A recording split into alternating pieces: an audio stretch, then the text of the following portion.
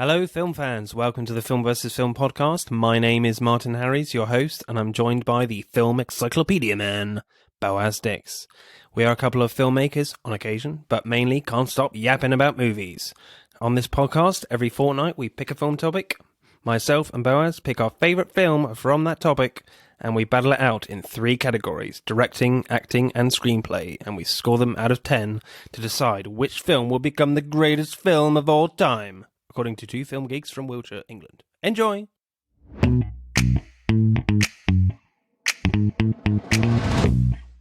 This week on the Film vs. Film podcast, we are travelling to a galaxy far, far away, and we are talking TV on a Mandalorian TV special.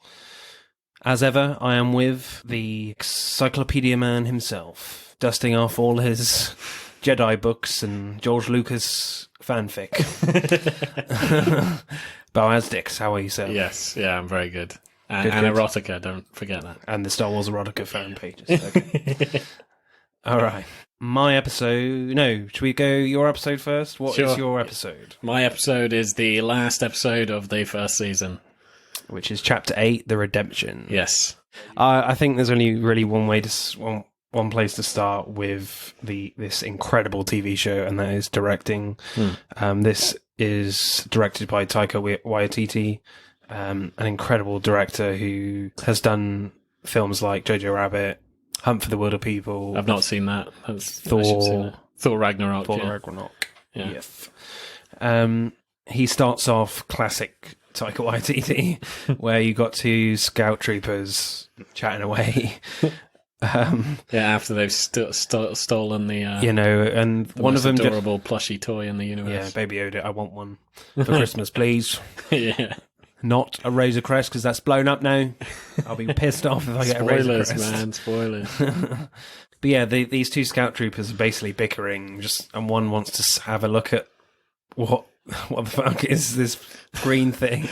It's like, no, just leave it alone, And then they just randomly start shooting a can thing, and they just clearly miss. Just riffing on the fact that stormtroopers can't shoot for shit. Yeah, I like that he looks at the gun hilarious. like, this gun is terrible. And he just starts shaking. Yeah. Yeah, no, their dialogue was really hilarious. I think apparently they're a nod to 2 stormtroopers from some old Star Wars comics and stuff like that. 2 really funny comedy stormtroopers. I can't exactly remember their names, but yeah. And we get a really good look at Moff Gideon in both these episodes, the prior one as well. But I noticed this really great little dolly zoom, actually, very subtle, what Taika does in his speech, which is basically threatening Mando, Grief Carver, and Cara Dune in the bar restaurant thing which they kind of messed up a bit with the stormtroopers shooting at him, basically saying, "You've got no way out, just give me the child," but right at the end there's a little dolly zoom, which I found really, really quite interesting, just to emphasize the last bit of his speech, which I found really interesting. I think a great bit as well is the flashback scene where Din Djarin finally learn his name as well. I just still call him Mando. I think this is the first episode where his name was revealed. Yeah, where the Moff knew his name was Din Djarin. Mm-hmm. Well, he knows everyone. He knows everything. That's part of his speech, that he knows. He knows everybody. All of them. Yeah, really like the flashback scene, because it's all kind of from Din Djarin as a kid in his father's arms. A lot of handheld camera, slow motion, not too slow. Yeah.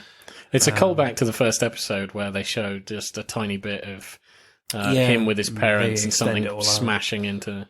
Yeah, just a lot of blaster fire, a lot of blaster fire, and a lot of sparks everywhere. Really quite intense and violent. Just you see the droids from the prequels looking incredible. I wish they looked like that. Yeah, in the prequels, and they need to redo the prequels. Down, I think with so many human beings.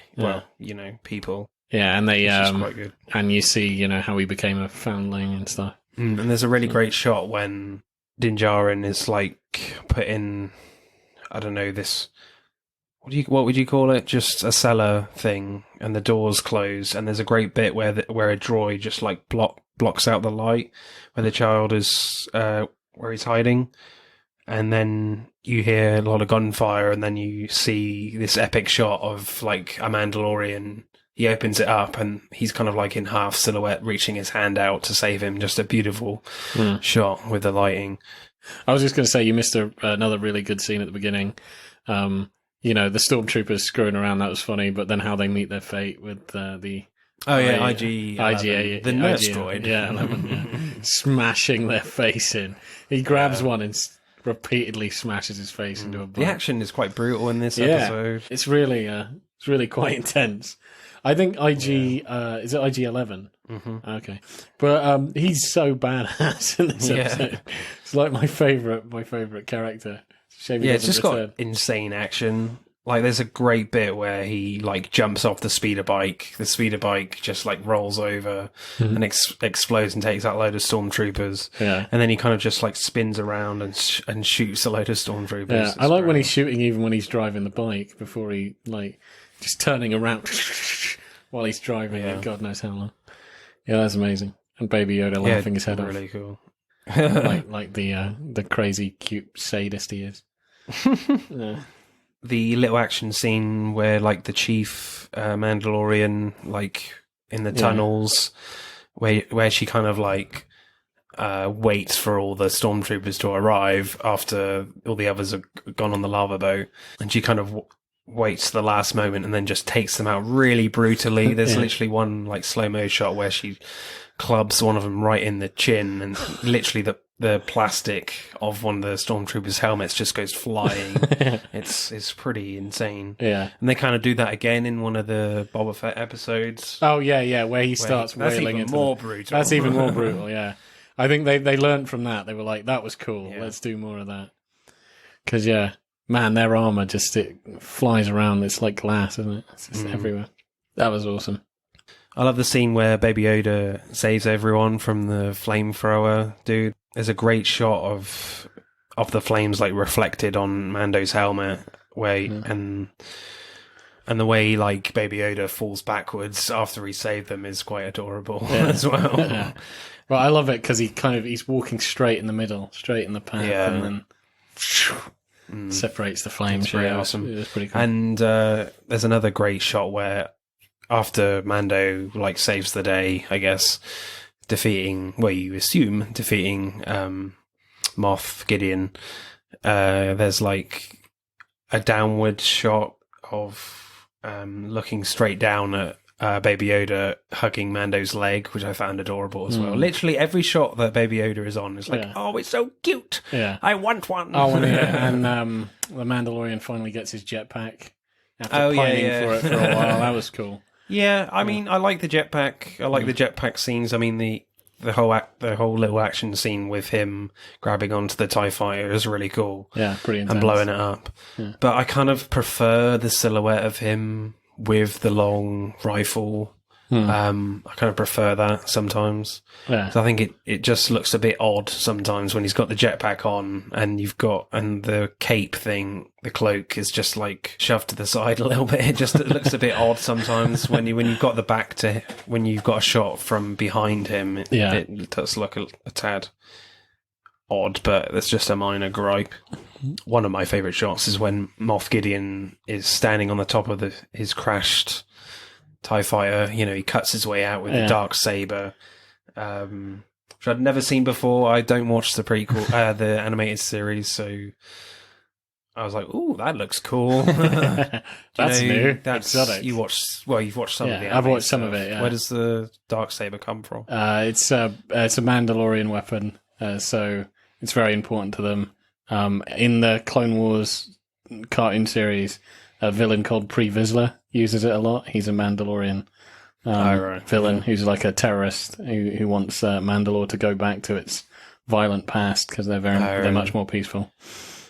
And he carries that along, and he says it was from like the Jedi Temple, but it was from a Mandalorian used to use it, so it was the first Jedi Mandalorian, and they stole it back from Coruscant, from the Jedi, took it back to Mandalore, and it holds a special place. It's Cool. very important. That's why the girl in the second season, Bo-Katan. Bo-Katan, yeah, I think she wants the Darksaber, for the Queen of the Planet or something like that. It's very Mandalore. It's very, very important. Yeah. What's your? So it kind of just shows that Moth is a hardcore guy, to the canon of it, because he obviously went to Mandalore and is partly responsible for destroying it.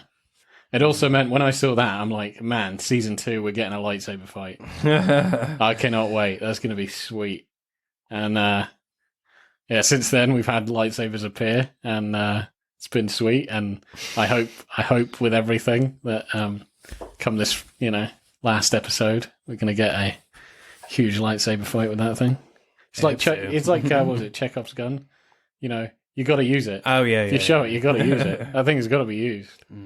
Do you have a favourite shot? I think the ending, what you said, that was a hell of a good shot. 'Cause it just gives you that feeling of ooh. Yeah. Oh my goodness. When you saw that R2 unit that had like arms and legs, I mean, Jesus Christ, that was crazy. Yeah, I'm not. I wasn't too up on that, if I'm honest. Really? It looked I a thought bit it was great. cannibalistic, like as if like someone has just welded these arms together. Yeah. It didn't feel very R2 unit. Yeah, I think maybe that's what it's meant to be, though. Yeah. Like it's probably an R2 unit that was modified. Made to make a boatman. Yeah. But okay, favorite shot. Oh man, there's so many really good shots. This is why I really like that episode. I would say maybe my favorite shot is the IG unit committing suicide. Yeah. So exploding in the lava. I thought that looked really awesome. I think mine is actually probably that the Mandalorian in silhouette, in half silhouette during the flashback scene. That was pretty incredible actually. What would you give it directing? Yeah, I thought it was just brilliant. So yeah, 9.3. Yeah, I think it's still to date. I think it's my favorite episode. Taika. Should bring him back. She hasn't been back? I don't know. No, not season 2 so far, I don't think. Yeah, they should bring him back. Well, he's a very busy man at the moment. Lots of projects. Yeah. I would He's got possibly go... Thor, Love and Thunder to film, isn't he? Yeah. I would probably go a solid... Well, I think I just love that Stormtrooper scene at the start. It's just pure Taika. You just know it's directed by him. It's just brilliant. I could literally watch those characters the whole episode. They need a series. They need a prequel series about these guys. Oh, there's loads now, aren't there? Yeah, they could fit it in. Yeah, they could fit it in. I'm sure they can fit it in. Yeah. They're doing a bloody Cassian series. I mean, the most boring character. The most boring character. Who the hell gives a damn about him? Yeah. So, do those guys. Yeah. Right. Yeah, you could literally do like a sitcom style thing with just stormtroopers, just like them bickering about how shit the officers are and stuff. Like, oh, really? Oh, no, I'm probably going to get killed, dude. I like the bit we can't shoot for shit. We've had no rifle training. No, I like the bit because they do a sort of underhanded thing about the villains in Star Wars where they're like, should we call them off and say we've got the child? And they keep trying to call, and the guy's like, now's not a really good time. Like, the Moff is on a speech. He's on a rant. Oh, yeah. And he goes, the last person that interrupted him, he just shot him. So I wouldn't do. Funny. So they're like, oh, for God's sake. So they're on the line. I quite like that. It's just like, all the villains are just freaking nutcases. Like, Vader is always killing someone. Yeah, well, they got plenty of people. They just... You'd think they just purge a city or a planet and get a load more troopers. Yeah, but you'd think, my God, troopers, they should just surrender in droves, really. It's you fail, and this guy's going to cut your head off. I guess they just put no budget into training, really. Rifle training. Yeah. Anyway, first day on the job. First day, learn how to put your armor on properly. So you don't get killed. No, first day on the job, don't piss off your boss. That's it. Yeah. So directing, I think I'll go maybe 8.9. So let's do screenplay then. Again, going back to those two Stormtrooper guys. The one that I noted down the line was one goes, "What is that thing anyway?" And the other one goes, I don't know, maybe Moth wants to eat it. I don't ask questions. I find it hilarious, which is brilliant. Yeah.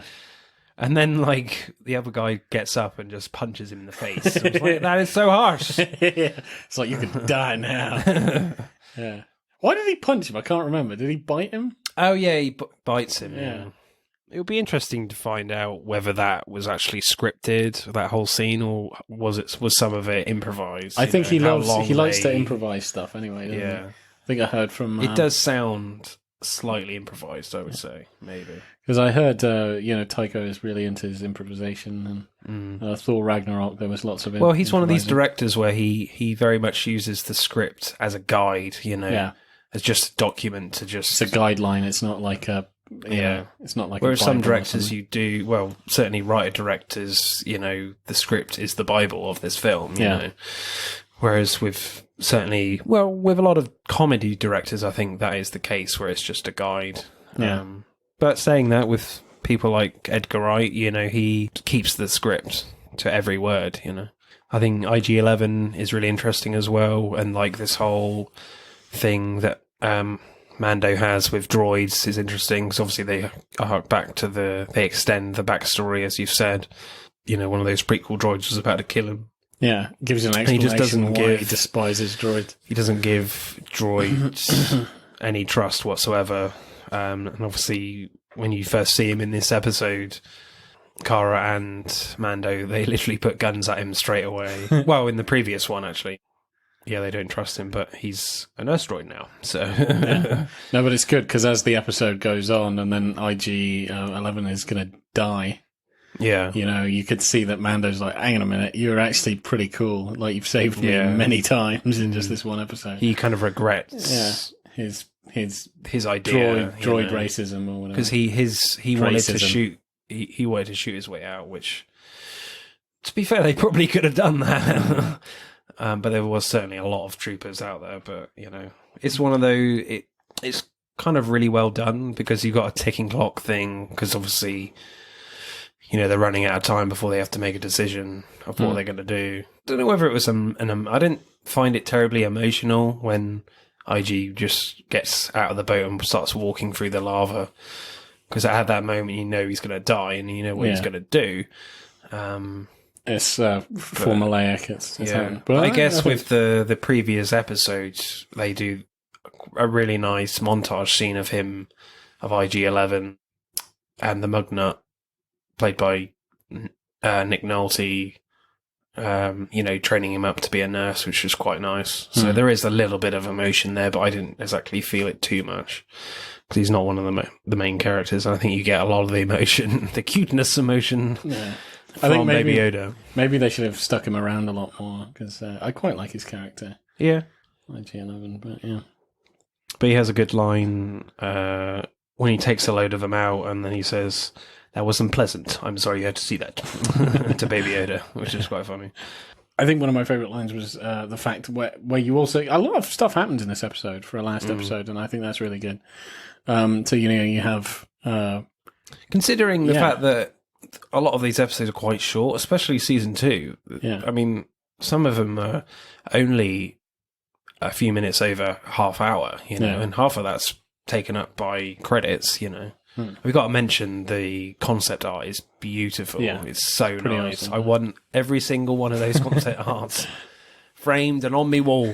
That's not going to be painted wallpaper. That's wallpapers, man. That's just going to be like wallpaper decorations. There's so many. I want it. It's everywhere.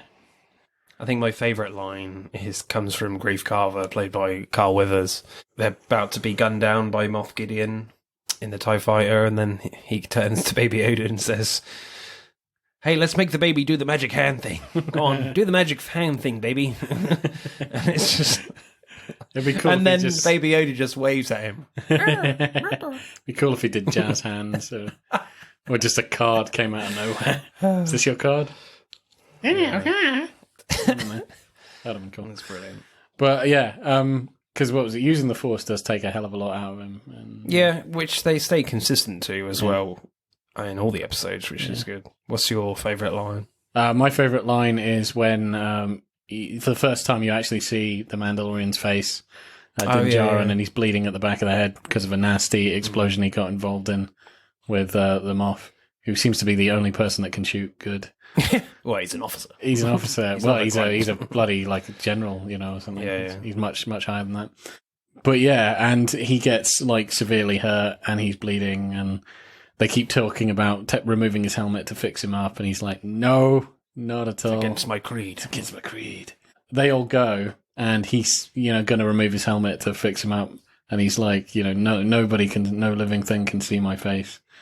And he's like, "Oh, well, I'm not alive." I like that, even though it's kind of corny and it's like, yeah, I thought it was delivered really well. I thought it was done really well, but it's also one of those things. Yeah, I just thought it was done really well, and it was like, oh yeah, bloody hell, because it does several things. Like one, it's like you can see the actor's face finally. I bet Pedro Pascal loved that scene.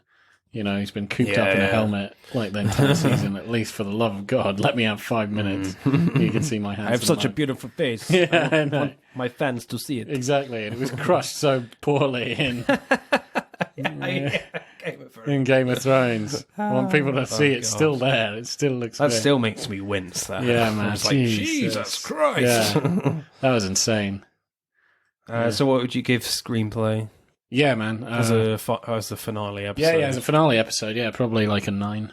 Yeah, I thought it was pretty great as well. I think with final episodes and TV shows, you want satisfaction. You want to be satisfied, and you don't want your expectations being disappointed. Because you find a lot of when you go through such a high profile TV show like this is, you want the final episode to deliver. All the pressure goes on to that final one. Yeah, and I think it definitely delivers. Yeah, for sure. I think it's a good especially thing when these episodes are quite short. Yeah, really. yeah.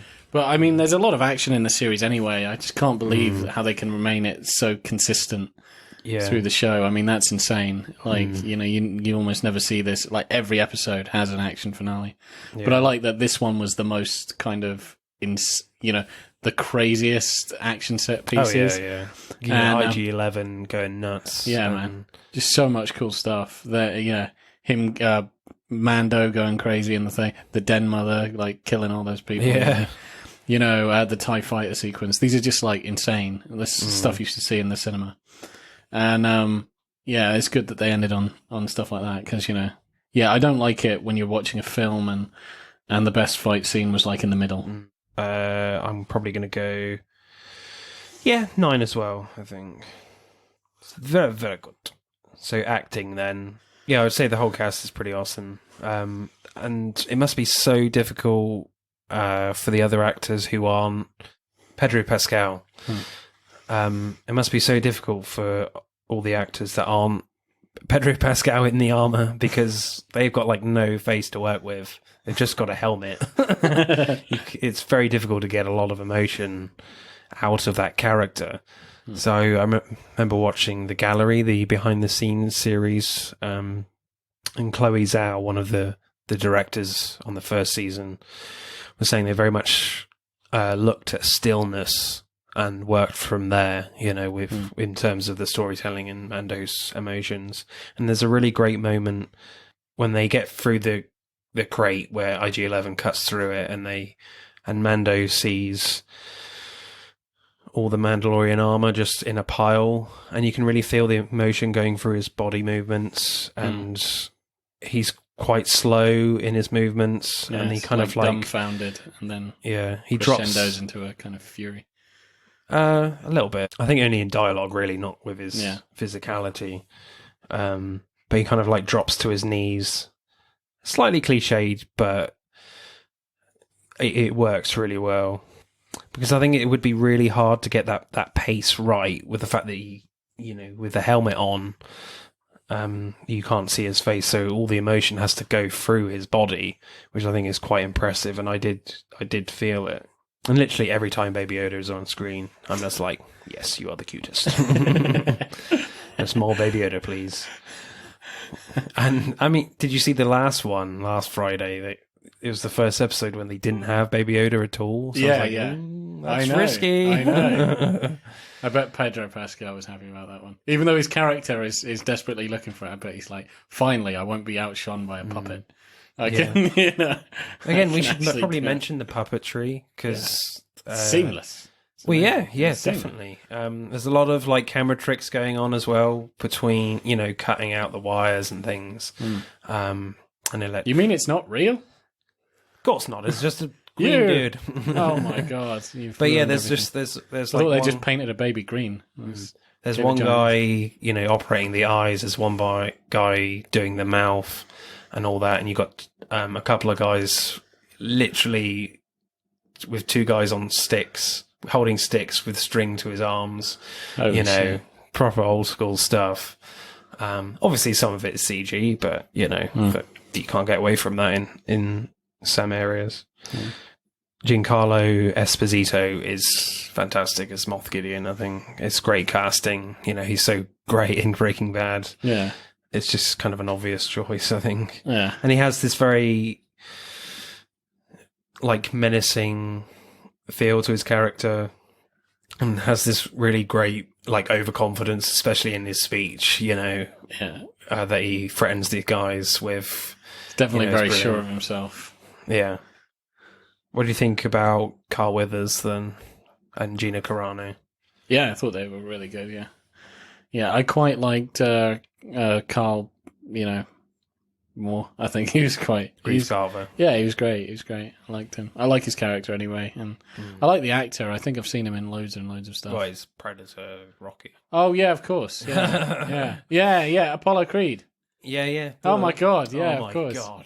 I knew that. And I knew I recognised his face. Yeah, he's Apollo Creed, of course. It's really interesting, the casting in this show, when they I mean, certainly after those two films and the Rocky franchise, he wasn't in an awful lot, really. Carl Weathers. So it does seem like they're bringing back a lot of like actors that didn't have maybe the best careers that they could have had, like in my episode, giving it away now, but Michael Biehn, he's been in a few Cameron films, but he never had I know who the best career he could have had. Was he in Aliens? Yeah, the film you haven't seen. The film I haven't seen, but I have seen many memes of the film. Yes. It's all over, man. No, that's not the line. Is it? Anyway. No? How does it go? Game over, man. Game over, that's the one. Yeah, clearly haven't seen it. So what would be your favourite performance? Maybe the Moth. The Moth. Yeah, the Moth. He's pretty cool. Yeah. He's always attracted to light. Keeps I'm very bouncing tempted around. to go with Baby Yoda, to be fair, than the puppeteers on Baby Yoda. Yeah, the puppets are really good. But I'll probably go with Pedro Pascal. I know he's not always the same guy in the suit, but just the fact that he has to do a lot more. He has to be very conscious of his movement. Maybe actually I'll switch to Pedro Pascal with the Moth being a second. Yeah. I would go Pedro Pascal as well, and that whole crew behind his movement, really. Probably 8.7 for acting. Just 9.0000. 9. Solid 9. No. 9.3. 9.3. Okay, cool. Right, let's tally up the scores then for The Redemption. And the score for The Redemption is 54.2, which is pretty damn good, I would say. Definitely one of the best episodes they've done on the show. Yeah, definitely. So my episode, then, I fucking love this episode. Oh, man, it's so cool. is Chapter 13, The Jedi, from Season 2. Let's go straight into directing, I think. I think the opening battle is fucking awesome. It is so sweet. Yeah, I think the cinematography is fucking awesome. It is really cool. Like, you think, what the hell's going on? It's kind of got you a real. It's very much a burnt out planet, Yeah. which has been, as they say, in the episode, stripped of all of its resources by the Empire, and it's kind of got this greeny, yellowy, browny atmosphere to it. It's like the planet's been completely polluted. Yeah, really kind of rusty, which makes it look spooky. Yeah, but I love that, and the kind of inhuman sort of soldiers you've got there in their all in their full suited up headgear and everything. Yeah, because they're all in like gas mask type things. Yeah, and this woman looking on it, and it's just the fact that it doesn't pull any punches. You have a Jedi, Yeah, they're hunting a Jedi. It's cool. There's no like grand introduction to Ahsoka Tano. No, it's just she just turns up and just kicks ass. Exactly, and that was just super awesome. Just just cutting them down. So obviously, it's just amazing. My favorite thing was where she cut that guy through the tree. Oh yeah. And then force push that piece of tree at some other guy. That was insane. That was just like a great subtle moment in that battle. Actually, is you get a little shot of Morgan Elsbeth looking on at the battle with like a little smile on her face, like she's looking forward to fighting the Jedi, Ahsoka Tano, which is great. And obviously, she's from the animated shows. Yeah, we should mention the Clone Wars and Rebels. Yeah. Do you want to talk a little bit about what she's been doing in that show? Sure, yeah. So the character was made for the Clone Wars TV series as to be like the main character, or the main sort of character you should invest in. She was she's the Padawan of which means like trainee of Anakin Skywalker. Oh, okay. Darth Vader. And so she was like very prominent through most of that show, and it kind of saw her growth from a very immature, pretty arrogant Jedi into somebody a little more compassionate and sort of modest and more respectful. Like she's, I think certainly Rosario Dawson brings that across for me, what you just said. Yeah. So like she kind of matures. Like the show is about mainly her maturing, into a full-blown Jedi. And then, she appears in Rebels and stuff. And I think towards the end of that, she gets in a fight with Darth Vader. Who's really? Anakin. Oh, awesome. Yeah, Anakin. What, in the suit? Or? In his suit, yeah. Oh, wow. Yeah, she fights him in the Rebel show. Oh, awesome. And then she... I think everybody thinks she's died, but she survives that. And then I think towards the end, she's looking for the hero of the Rebels cartoon series. That was a sequel to the Clone Wars. Who's taken Grand Admiral Thrawn, who they also talk about... transports them both somewhere far, far away. Yeah. Yeah. And so, she's looking for him, I guess. Do you reckon they brought her character to life well, or in live action? So, yeah, she looks the part, 100%. She looks really, really good. And yeah, the kind of, she's matured a lot from the animated series. I think to Rebels, she was far more mature and serious. And a little older. That's set just before the first original trilogy, isn't it? Yeah. And then even I think from the bits I've watched in the final season of the Clone Wars, which came out just on May, I watched the last episode. Yeah. The last couple of episodes. And yeah, she's, I don't know, she's like basically become like the sort of archetypal Jedi. By now, she wields two lightsabers, isn't it? That she got them from Sith Lords. Yeah, she has them back to front and stuff. She always has a guard where she holds them back. I think she always used to use green lightsabers, and then she's taken to Inquisitor lightsabers. Oh yeah, Inquisitors are like Jedi hunters. Jedi hunters from the Empire, and she turned them white or something. The guy who created those TV series was Dave Filoni, and he's kind of a co-creator on this show. The main creator, I guess, is Jon Favreau. But Dave Filoni directs this episode, and I really like the fact that they bring this character in. I think it works really well. Yeah, I think even if you don't really know the character, like... yeah, I don't. Yeah, fans were geeking out. Oh my god, there's something. Yeah. And I think it is kind of crazy to get a character onto the live action that debuted in an animated series. That's insane. I can't remember that being done before. Yeah, it's pretty strange, linking like an animated show to the wider live action series. One It's shot pretty interesting.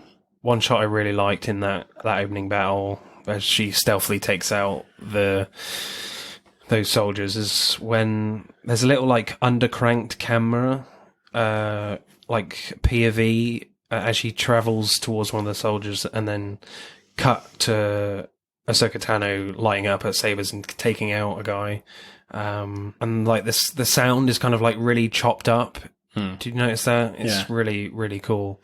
But it kind of reminded me a bit of the technique, that same technique they used in Return of the Jedi, in the speeder battle sequence on Endor, where basically what undercranking is and overcranking is kind of like a traditional way of doing slow motion or fast motion.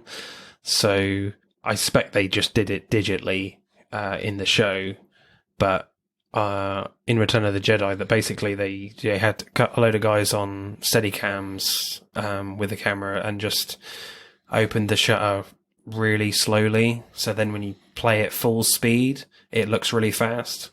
Oh. So that's how they did that effect, and I guess that's how they did this little shot as well. But I presume they just took out a load of frames digitally with this sequence. So I just thought it worked really well. Yeah. One bit I liked as well was when Mando enters Morgan's palace place. It kind of has a very Asian Japanese garden vibe to it, which is certainly very deliberate, because obviously George Lucas was very influenced by Akira Kurosawa films, things like, Yojimbo and The Hidden Fortress, which was one of the main influences for George Lucas to make the first Star Wars film. And there's even like Darth Vader's armor is basically samurai armor. Yeah. It's very Asian influenced, and it just looks beautiful when Mando enters that little pondy area.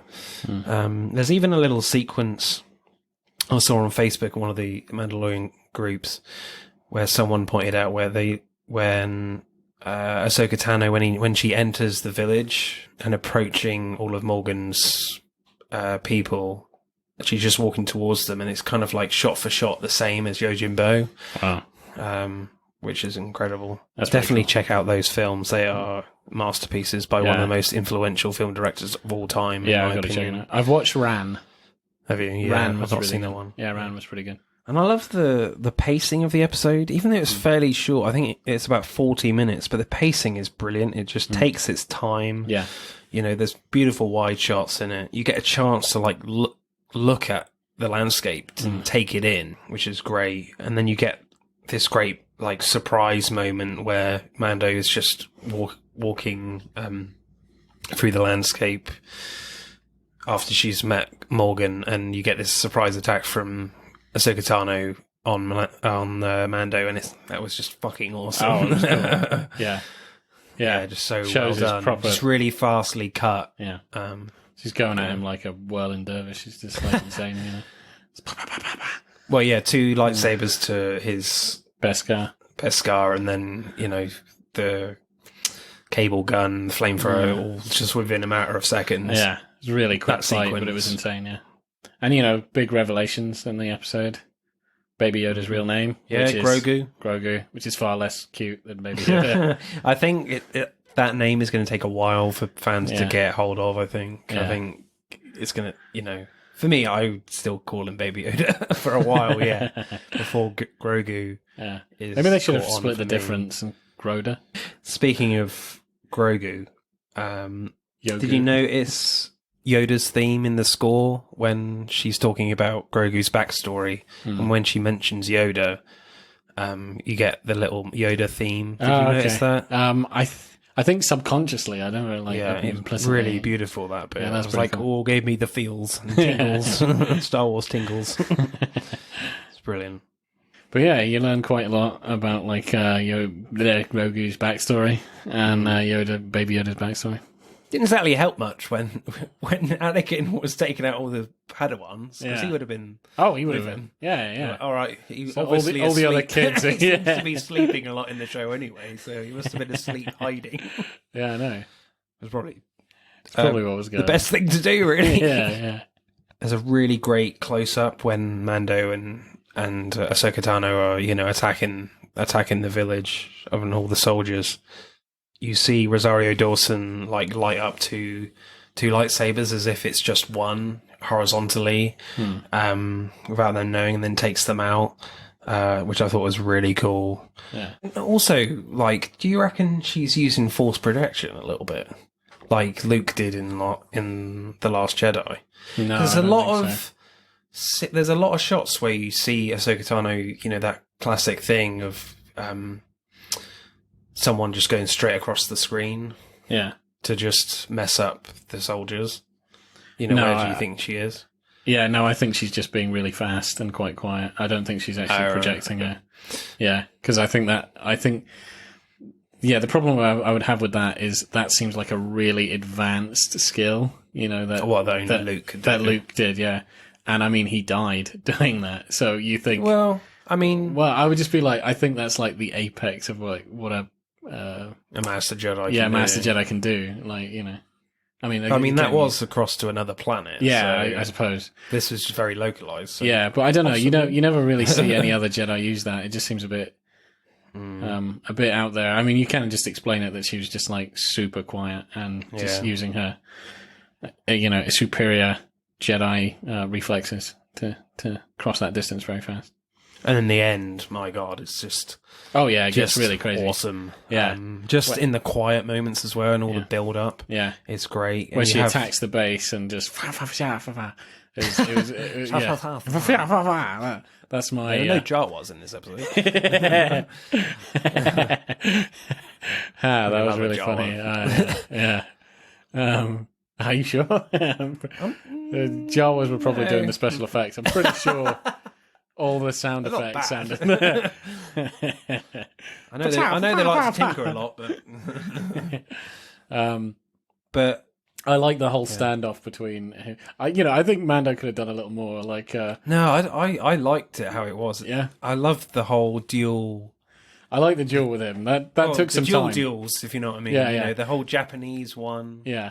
Oh, and then he's basically having a Western deal. Yeah. He's having like a awesome. fastest gun of the West. He kind of just tempts Michael Biehn. He just moves his hand away from his hip a little bit as he's putting his gun down. Yeah. And then Michael Biehn goes for it with a little... Well, he puts his gun down because he's like, oh, well, it looks like I've lost. Yeah. Good. Well, you just knew he was of dodgy. He is. He's evil. You know, he's just so cool. Weasel. And then you get a nice wide shot of him twirling the gun and putting it back in. I never thought about that, but that is a really good point. You have like a samurai duel going on, and you have a old Western. Well, yeah, you've got like so Kurosawa action, which heavily influenced Star Wars, and then you've got the Sergio Leone. Sergio Leone one.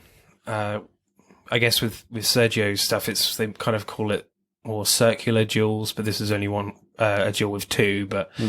If you're getting really nerdy, but we wouldn't do that here. No, of course not. No, but I remember John Favre saying on the gallery episodes, behind the scenes stuff, where it's the whole concept that George had with the Mandalorian. You kind of maybe have got that from, Clint Eastwood with the whole the brow of of his hat and covering his face. That whole image of his for his helmet. Is like that, That's interesting. Because Clint, wore it very low on his brow. Yeah. And I love when Morgan is just waiting for Ahsoka Tano to arrive, and she just turns and just sees Ahsoka Tano just there. She's just there. Yeah. It's brilliant, and and it's just really nice and slow, and no dialogue whatsoever. It's fucking awesome. I love it. And then the sounds is so good in this episode. It tells a lot of the storytelling just through sound. The Beskar hitting a lightsaber is just such a great new Star Wars sound, which Star Wars is synonymous with sound effects. So it's kind of cool that they're bringing something new in there. Yeah, definitely, which is great. And it's cool that Mando gets that weapon at the end. I was going to say that, Or the Beskar spear, yeah. Obviously, It's foreshadowing, I think, for a duel with him and the Moth. Yeah. Yeah. Love how you call him the Moth. The Moth. Mothman. No Godzilla in this. I think.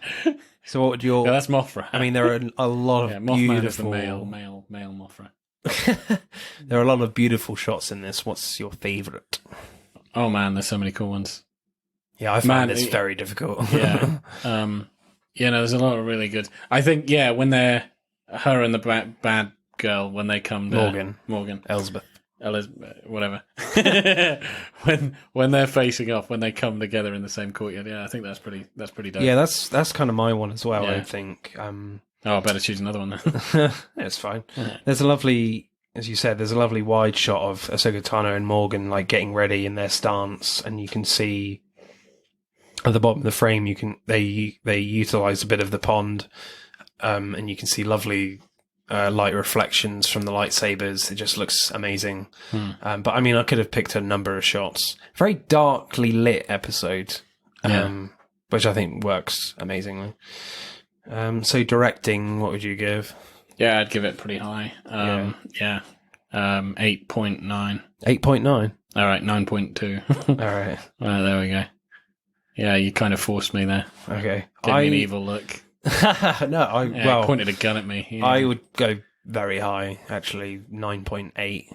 I think, Whoa, just because it's just such an impressive piece of work from Dave Filoni. It does look really pretty. The fact that he's never directed obviously in the previous season he had, but just merging these Kurosawa influences and these Western influences all in one episode and making it so cool and introducing Ahsoka Tano, making her look so badass and amazing. No wonder they're doing, a separate TV show about her. Yeah. I think it's an incredible job. And he had the confidence as well to keep the pacing slow as well. And then, and then have the action real quick. And just this, it's just brilliantly directed, I think. Absolutely fantastic. Acting, what do you reckon of Rosario Dawson's performances? Yeah, I thought she was pretty cool. I don't think there was I don't want to say this is the wrong way. There wasn't a huge amount of acting, if that makes sense. Not there wasn't that much dialogue really. But I think, I like the fact there wasn't much dialogue, but you get a lot of Baby Yoda in this one as well. But with Rosario Dawson, I think she very much underplays it as well. Even with a few talky scenes, you get, she's a Jedi. Even without you seeing her lightsabers, seeing her on screen in the Star Wars episode, immediately she's a Jedi. Yeah. Because she just has that presence kind of thing about her. Yeah. It's fantastic. Yeah, I was going to say when she was talking about she doesn't really want to train him because he's afraid, and that would be, she's seen this happen before, and you can see that it's quite a lot of. It's not over the top as well. It's just no, I'm not going to bloody train him. He's too scared. Yeah. But she's like underplays it brilliantly. I've seen where this will lead to. And there's a brilliant moment from her when she jumps up onto the wall and takes out a few of the soldiers, and then just before she takes the bell out, she sees one of the guards come towards her, and she just gives her a smile, as if to say, "I would just run away now." Do you remember that bit? Yeah. That was cool. That was good. What do you reckon about Michael Biehn in this episode? Oh yeah, the hired gunslinger, as Mando puts it. Yeah, I mean. Doesn't get a lot to do. He doesn't get a lot to do, but you know what he is. You know what he's there to do. And get killed, maybe. Get killed, yeah. But, he's kind of like the... I don't know, like the head dirtball, the head bad... Henchman, yeah, exactly. Right-hand man, henchman guy. But he kind of has this good, cockiness to him, I guess, before he dies. Yeah. Well, you can see he's almost kind of right at the beginning, he's a bit in competition with the Mandalorian. I heard you guys were good killers, but the way it sort of, sounds like it is expressing their egos. Yeah, it's just dude, I reckon I could take you, Diane Lee in Santo. I think that's her name. I kind of butchered it a bit. Who plays Morgan Elsbeth? I thought is really good as well, because I think she's done a lot of stunt work in the past. So I wouldn't be surprised if she helped with the choreography in that fight. I think we got to talk a bit more about that fight at the end. I think just really well done. From both actors. I guess Rosario has done stunt work in the past, but it just looks seamless. It was completely believable from those two, especially. Yeah, I definitely had like flashbacks to, Kill Bill at the end. Kill of Bill. Oh yeah, she with the crazy 88. Yeah, but not the crazy 88 bit. Oh no. But the duel she has with Lucy Liu. Yeah, it just reminded me of that. I don't know. It didn't really remind me of any other films. That fight. I was just so into it. I was like, "This is fucking awesome." It was pretty cool. Really cool. Yeah. My favorite performance. Again, I'm tempted to go Baby Yoda again. But I think just because Rosario Dawson makes such a huge impact on this episode, I've got to go with her. I think she's great. What about you? Yeah. Yeah, maybe Baby Yoda. Baby Yoda. Yeah. He's very cute in this. He is pretty cute. And like very vulnerable. Because obviously he obviously really cares about yeah. Every time anyone says Grogu, he's like, what? What? And he, turns his head real quick. It's brilliant. So what score would you give it? Acting 7.6. 7.6? Yeah. Why is that? Just because, I do like the acting. It's just there wasn't enough of it. Enough? Yeah. All right. Yeah. But I think with acting, a lot of it is with how convincing the action is from the actors as well. Yeah, okay. Yeah, I'd probably go 8.3 as well. All right, I'm going to bump it up a little. Okay. Right? I'm going to go 7.9. It's the best I can do. The best he can do for the Jedi. Yeah. Right. Screenplay then. Yeah, I like the screenplay. Any cool lines? Oh. It's not that many lines. No, there isn't. Not that many lines. I kind of love the fact that Baby Yoda just wants the shiny ball thing, because obviously he tries to use the Force to unscrew it at the start. Yeah, that was good. Because that's all he wants in that episode. He doesn't really care about anything else that's going on. He just wants the shiny ball thing, even though he's basically having a chat with Ahsoka Tano, with their thoughts. Yeah.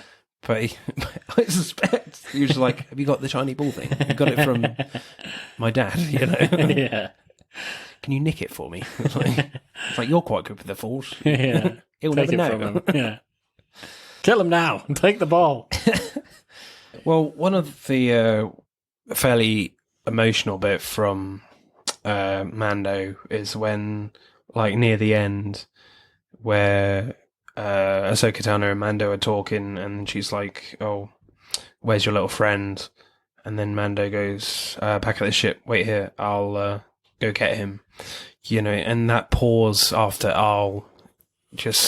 it's as if he's saying, "I don't really want to let him go," because the attachment is quite strong at this point, which I thought was quite a good way to go with that line. It just gives that little bit of extra emotion from the character, which is definitely very believable. One of the coolest lines is when they're obviously talking about how they're going to approach the battle, and the Mandalorian goes, "A Mandalorian and a Jedi. Oh, I thought they'll never see it coming." Yeah, that was a good one. Yeah, I quite like that line actually. And there's a really interesting bit, but you say there's not much dialogue, but they kind of use that really well. There's a great bit after Ahsoka Tano and Mando have that really awesome exchange, and there's no dialogue for a good 2 minutes.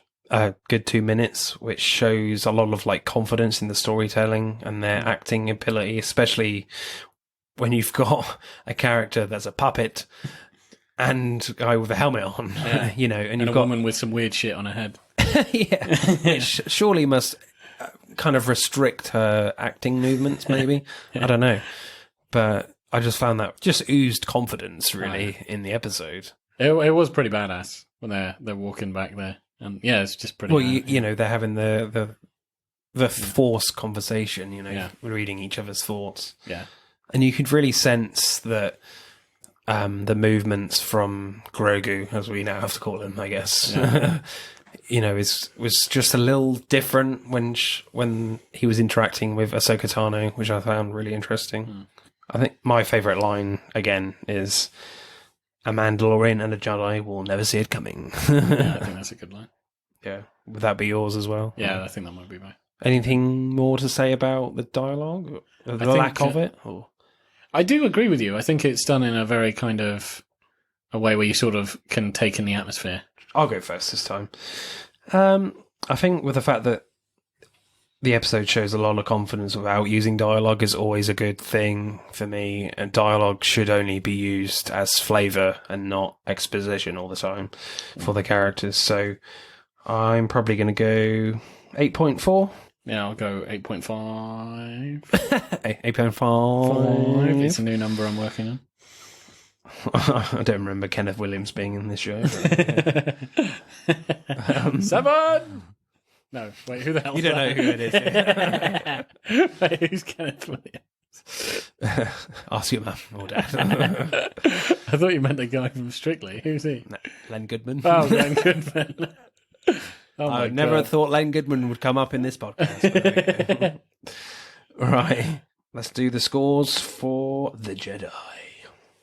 Yeah, 52.1. This is ridiculous. The Jedi lost. Did it? And the Redemption wins this one 54.2 to the Jedi's 52.1. How did you only put? Oh, bloody hell. Ha ha ha ha. It's part of my ploy. Underscore you and overscore myself. You acting score giving it 7.9. What do you want about? Ridiculous. Everyone knows what the best episode is. Anyway, right, we'll leave it there. Thank you, Boaz, for your Star Wars geekery. This was the Mandalorian TV special. Goodbye. Goodbye. That's it for this week's pod. Thank you for listening. We hope you enjoyed it. If you would like to find out more about the podcast or suggest future topics for us to discuss, you can find us on Instagram at Film vs. Film Podcast and on Twitter at FVF_podcast. See you on the next one. Pod signing off.